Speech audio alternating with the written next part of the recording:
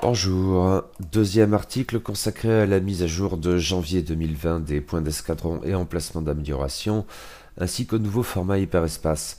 Après l'Empire Galactique, je traite aujourd'hui de son fiston de la nouvelle trilogie, le Premier Ordre. Pour gagner du temps et éviter de me répéter d'un article à l'autre, je ne vais pas revenir ici sur les généralités exposées dans le premier article, auquel je vous renvoie, quant à l'ampleur de cette mise à jour, sa méthode ou aux spécificités du nouveau format hyperespace. Notons tout de même certaines choses qui concernent plus spécifiquement le Premier Ordre. Déjà, point essentiel, avec cette faction, la Vaxis comprend, outre les nouveaux pilotes de l'extension sous forme de paquets de renfort pilote hors pair, un nouveau vaisseau à part entière, l'intercepteur taille BA ou taille du Major Von Reg.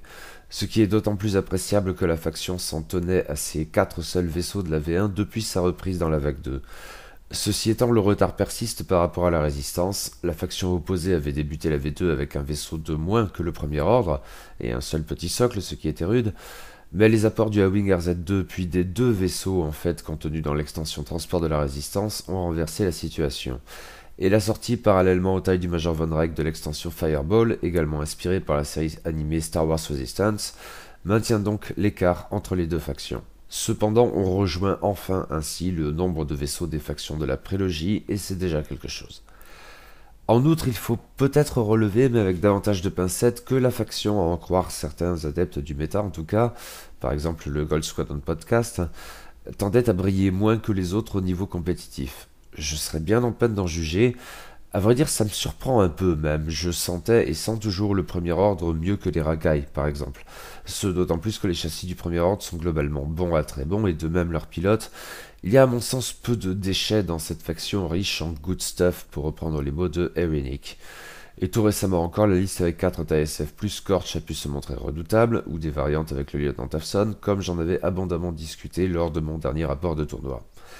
Or, cette liste est toujours parfaitement jouable et même un poil moins cher désormais, les senseurs passifs n'ayant pas augmenté, à ma grande surprise, et les missiles à concussion non plus, tandis que Scorch coûte désormais un point de moins.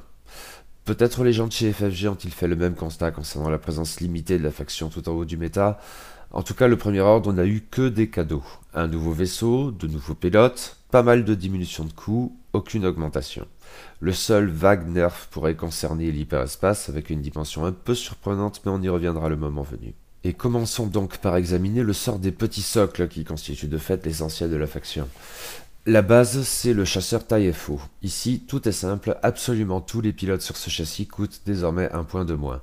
Ce qui est une bonne chose car je les croyais un poil surcotés de manière générale. Cette diminution, même légère, rend plus attractif encore ceux qui l'étaient déjà, comme Scorch, mais pourrait aussi favoriser d'autres pilotes encore. Mais cette réduction est peut-être plus parlante concernant les génériques. De manière assez symbolique, le taille FO d'entrée de gamme, le cadet de l'escadron Epsilon, coûte désormais 25 points d'escadron. Autrement dit, si vous voulez en jouer 8 à poil, maintenant vous le pouvez. Je ne suis pas persuadé que ce soit une très bonne idée, cela dit, tout spécialement parce que la nuée de taille FO, par rapport à son modèle la nuée de taille LN, manque de synergie, si elle a quelques atouts d'un autre ordre, essentiellement un bouclier par tête de pipe et un meilleur cadran de manœuvre. Cela dit, côté impérial, le nerf assez conséquent de Howl Runner pèse sur le modèle classique de la nuée de taille, et côté premier ordre, il y a peut-être des choses à tenter avec, mettons, la capitaine Phasma, j'y reviens très vite. En revanche, nous avons ici un bon choix de filler et des possibilités sont offertes à qui voudrait jouer davantage de taille FO, ce qui est forcément bien. Passons à son cousin un peu plus brutal, le chasseur taille SF. Ici, pas de modification des coûts. Non, l'incontournable Quick Draw n'augmente pas. Mais 2 nouveaux pilotes dans l'extension pilote hors pair. J'ai déjà rapidement évoqué la capitaine Phasma, un choix étrange pour un pilote.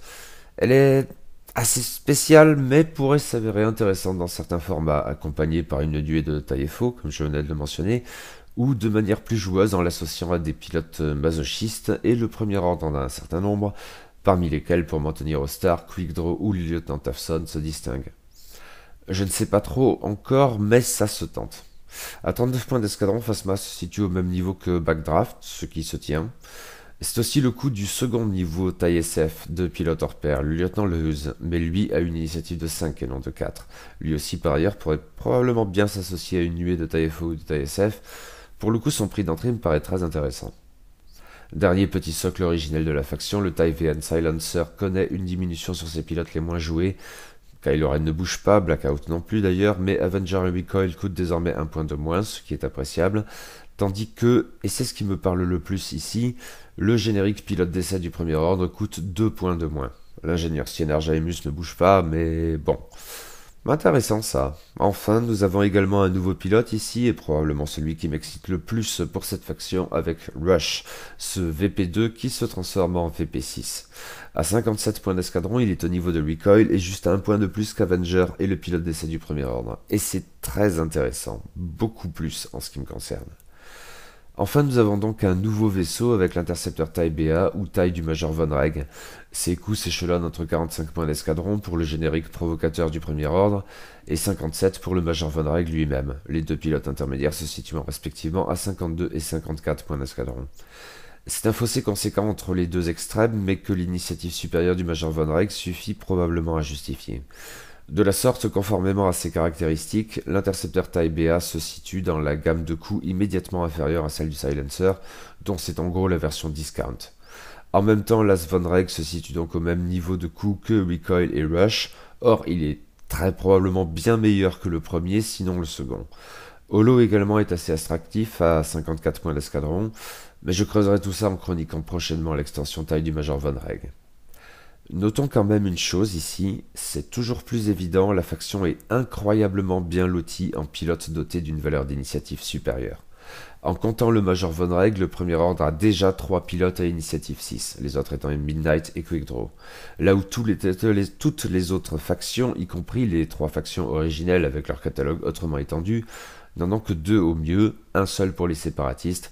Mais il faut noter que dans le cas de la République, ces 2 pilotes sont en fait un seul là encore, puisqu'il s'agit dans les 2 cas d'Anakin Skywalker, simplement sur 2 châssis différents.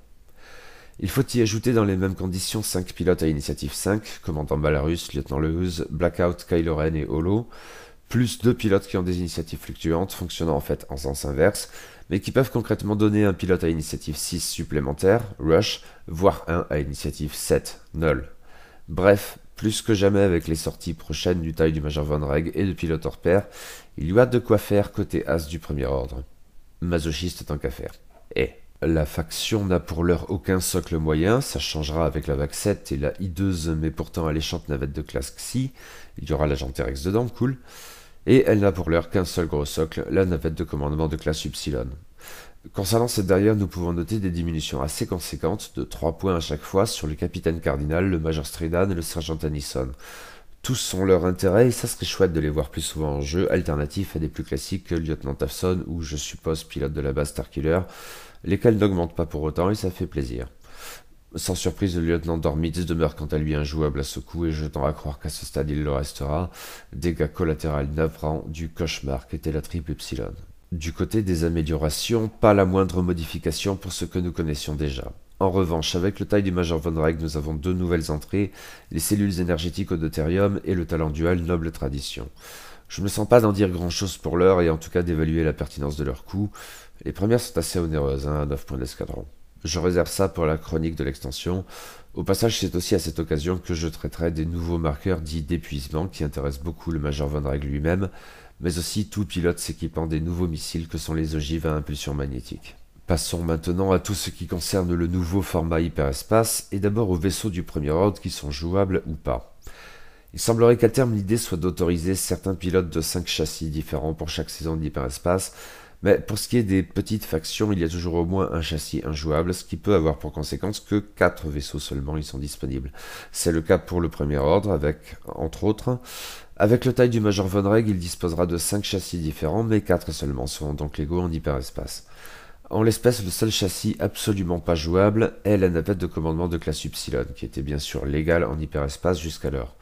Le premier ordre n'a donc droit qu'à des petits socles en hyperespace et, autre conséquence notable, même si on s'en accommodera très bien, il ne dispose du coup d'aucun vaisseau en mesure d'embarquer des équipages. En revanche, nous avons 3 châssis absolument légaux, c'est-à-dire dont tous les pilotes sans exception sont jouables, le chasseur taille FO, le taille VN Silencer, ce qui inclut le petit nouveau Rush, et le nouveau vaisseau inédit qu'est l'intercepteur taille BA. Le seul châssis entre 2 eaux est donc le chasseur taille SF, et encore, il n'y a en fait qu'une seule interdiction qui porte sans surprise sur Quick Draw, l'as nommé par excellence sur ce châssis, légal auparavant bien sûr. Ce qui n'est pas très handicapant, il y a de quoi faire avec les autres pilotes de taille SF, et par exemple les 2 nouveaux qui déboulent avec pilote hors pair, le capitaine Phasma et le lieutenant Lehuz. Du côté des améliorations, rien de bien pénalisant dans la mesure où celles qui sont interdites sont associées à la navette de commandement de classe Upsilon et donc injouables de toute façon. Tous les équipages et les technologies spécifiques données de pistage hyperspatial, de plus trop onéreuses suite aux nefs d'urgence de la triple Upsilon, et code biohexacrypt qui implique la coordination ou le brouillage. Tout le reste est donc jouable, l'artilleur des forces spéciales, le talent adjectif fanatique, et les nouveautés que sont Noble Tradition et cellules énergétiques au deutérium. Le premier ordre s'en tire donc très bien de cette mise à jour, pas la moindre augmentation de coûts, des réductions sensibles sur des pilotes intéressants, un nouveau vaisseau intrigant, de nouveaux pilotes alléchants sur des châssis qui ont déjà fait leurs preuves. Le seul point rouge de tout cet article concerne l'hyperespace et je suppose que la fonction s'accommodera très bien de l'absence de Quick Draw et de la navette de commandement de classe Upsilon. Il y a de quoi faire, notamment avec tous ces vaisseaux à initiative élevée. Ne reste plus qu'à espérer que cela permettra au premier ordre de briller sur les tapis de jeu comme il le mérite. C'est tout pour aujourd'hui, le prochain article portera sur les séparatistes, alors restez tunés. Mais d'ici là, eh bien c'est tout pour aujourd'hui. J'espère que cette vidéo vous a plu, vous a intéressé. Si c'est le cas et que vous voulez soutenir la chaîne, je vous en prie avec grand plaisir.